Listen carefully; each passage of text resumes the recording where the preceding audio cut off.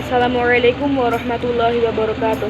Alhamdulillahirabbil alamin wassalatu wassalamu ala asyrofil anbiya'i wal mursalin wa ala alihi wa sahbihi ajmain amma ba'du. Yang terhormat Bapak dosen Hasan Al-Babs sebagai pengampu mata kuliah bahasa Arab dan teman-teman sekalian yang kami sayangi. Kami dari kelompok 7 akan mempresentasikan bab mansubatil asma atau isim-isim yang dibaca nasab.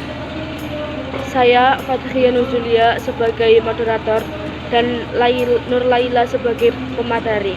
Terima kasih kepada moderator yang telah memberikan waktunya kepada saya. Di sini saya sebagai pemateri akan menjelaskan pengertian mansubatil asma.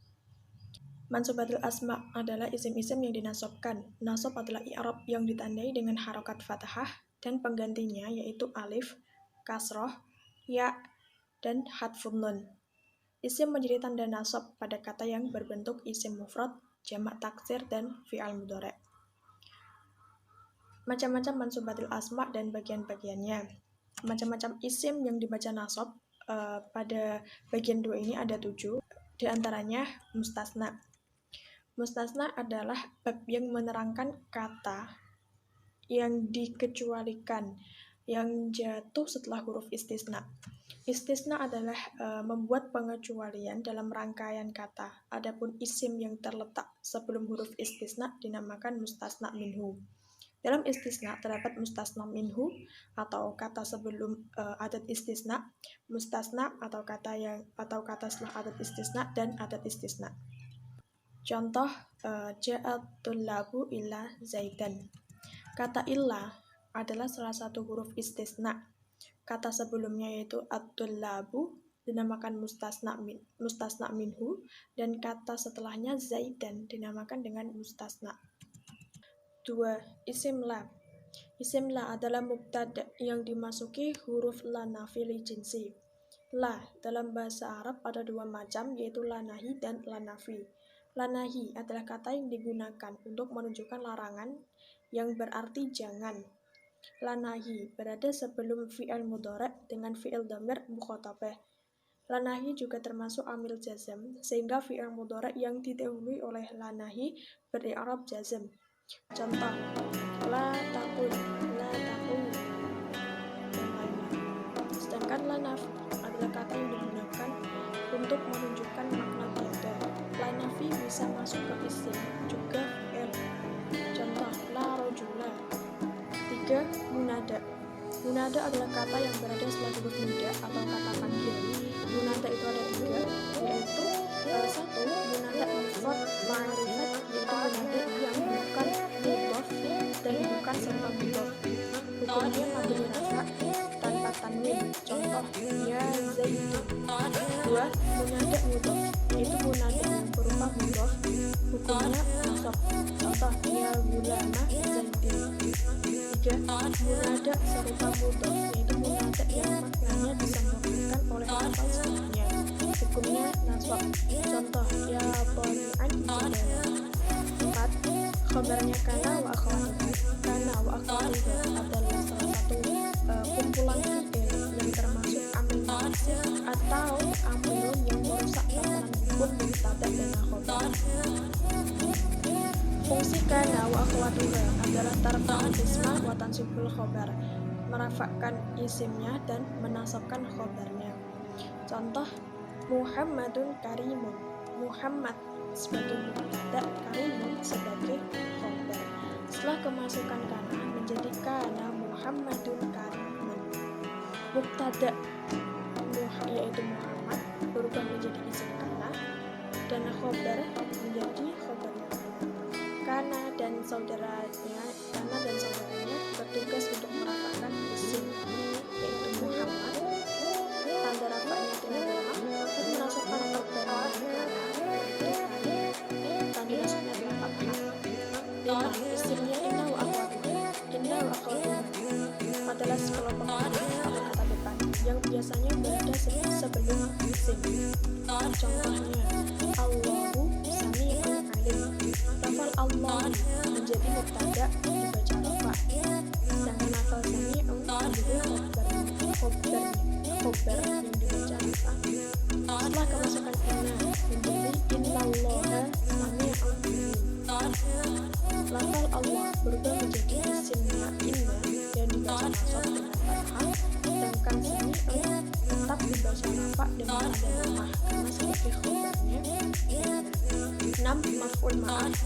Maf'ul ma'ah adalah isim mansub yang terletak sesudah huruf wawu ma'iyah, mempunyai makna bersama atau kebersamaan. Contoh, sirtu wal jabala, aku berjalan bersama gunung.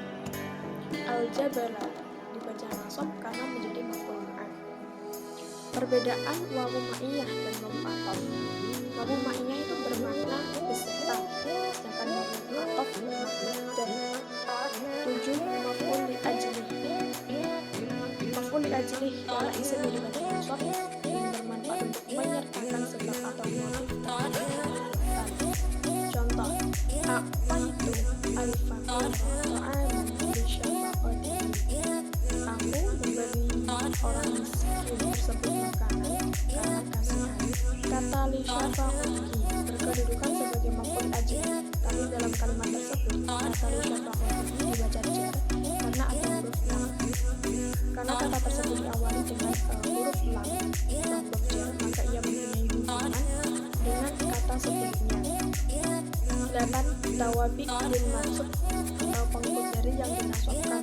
Ini ada 4, yaitu na'at, ataf, taukid, dan badal.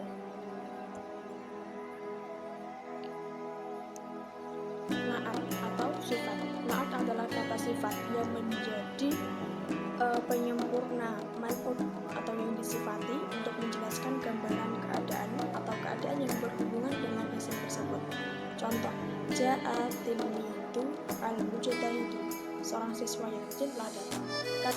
Kata at-tilmidu adalah man'ut atau yang disifati, sedangkan kata al-mujtahidu adalah na'at atau yang man'ut. Na'at dibagi menjadi dua, yaitu na'at hakiki dan na'at sababi. Na'at hakiki adalah kata sifat yang merasakan domir yang kembali kepada na'at hakiki harus cocok dengan man'utnya dalam 4 perkara, yaitu dalam fi'ilnya, rafa, nasab, jar, dalam mufrad, dalam mufrad, tasniyah atau jamaknya, dalam mudzakkar atau muannasnya, terus dalam ma'rifat dan nakirah. 2. Kemudian na'at sababi adalah kata sifat yang merafa'kan isim domir yang sambung dengan domirnya man'ut. Na'at sababi harus sesuai dengan man'utnya dalam 2 perkara, yaitu dalam i'rabnya, rafa, nasab, jar, dan dalam ma'rifat atau nakirah. 2.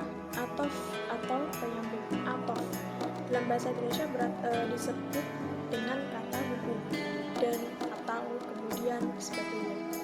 Ataf terbagi menjadi 2 bagian. Terdapat yang dinamakan ataf nasak dan ataf bayan.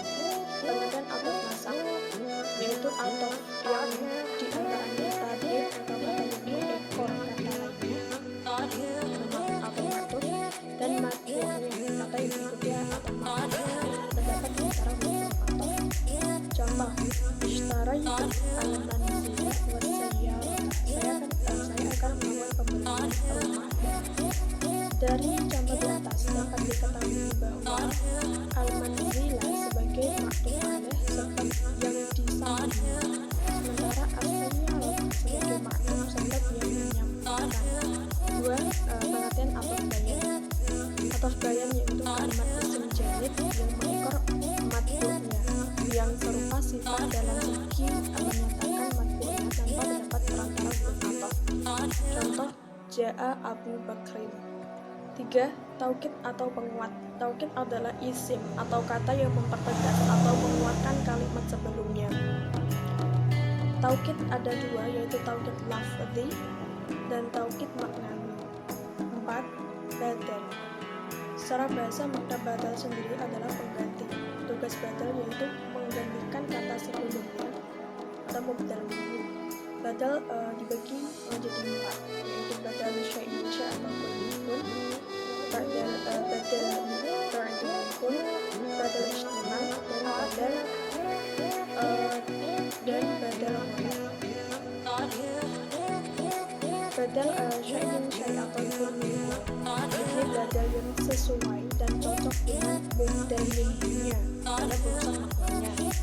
Contoh, ja'ah Zaidun ahuka, Zaid sudah datang, yakni saudara. Nah, kata ahuka adalah badal atau pengganti dari lafaz Zaidun sebagai badal ba'du minhul atau badal beberapa dari semuanya dan sebagian.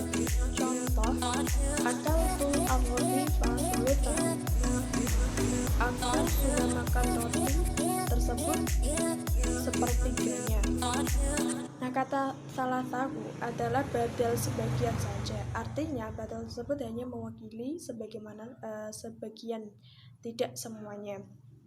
Yang ketiga, badal istimal, yaitu badal yang hanya mewakili sifat, isi, bagian dari mubdal minhunya atau yang dibadali. Contoh, nafa'ani Zaidun ilmuhu, Zaid telah memberi manfaat kepadaku, yaitu ilmunya. Kata ilmuhu adalah bagian dari Zaid yang merupakan sifat maknawi yang dimiliki oleh Zaid. 4. Badal ghalab, yaitu badal yang keliru atau salah.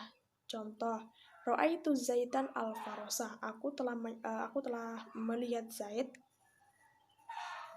kuda.